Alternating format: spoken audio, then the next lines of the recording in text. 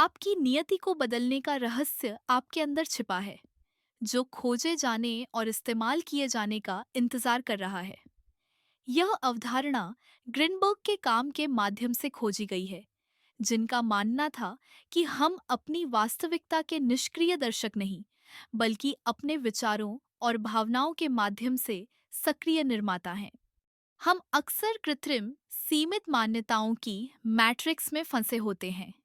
ये मान्यताएं बाहरी स्रोतों जैसे मीडिया, सोशल नेटवर्क और शिक्षा के माध्यम से हमारे अंदर प्रोग्राम की जाती है।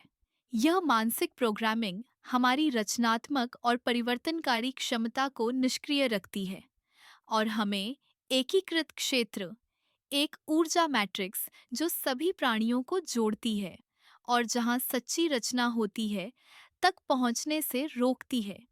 हमारा अवचेतन मन, जो हमारे 95 दैनिक कार्यों को नियंत्रित करता है, इन दोहराए गए विचारों और भावनाओं से आकार लेता है। नकारात्मक प्रभाव मानसिक बाधाएं पैदा करते हैं, लेकिन इसी तंत्र का उपयोग परिवर्तन के लिए भी किया जा सकता है। समस्या बाहरी कारकों में नहीं है, बल्कि इस बात में है कि आप अपनी चेतना के साथ कैसे बातचीत करते हैं।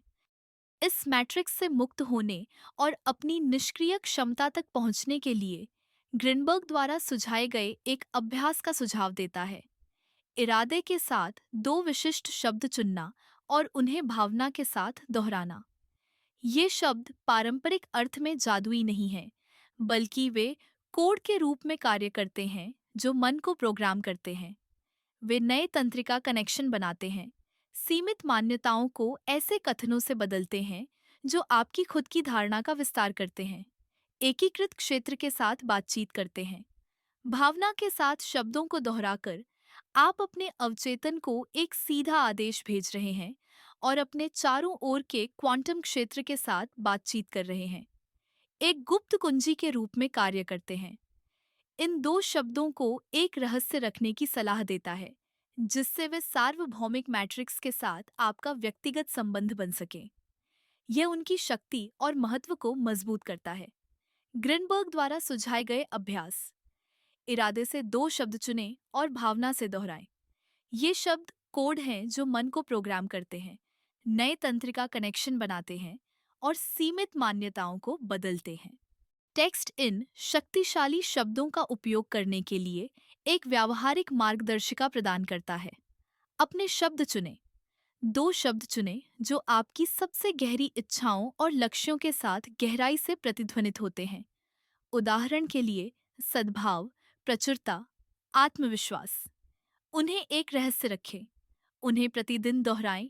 इन शब्दों को प्रतिदिन दोहराएं, एकाग्रता के क्षणों के दौरान, जैसे कि सोने से पहले या जागने के तुरंत बाद। भावना के साथ भरें।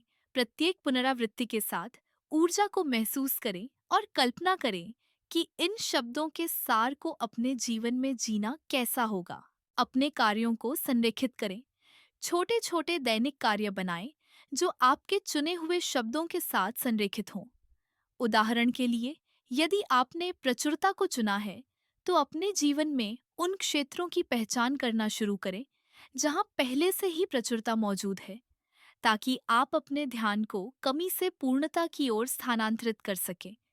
टेक्स्ट बाहरी शोर को शांत करने और आपके मन को वास्तव में महत्वपूर्ण चीजों पर केंद्रित करने में मदद करने के लिए रचनात्मक विजुअलाइजेशन, ध्यान और जर्नलिंग जैसे अन्य अभ्यासों की भी सिफारिश करता है। यह आपकी मान्यताओं पर सवाल उठाने और प्रोग्रामिंग से बचने के लिए पहले कदम के रूप में आत्मज्ञान के महत्व पर जोर देता है।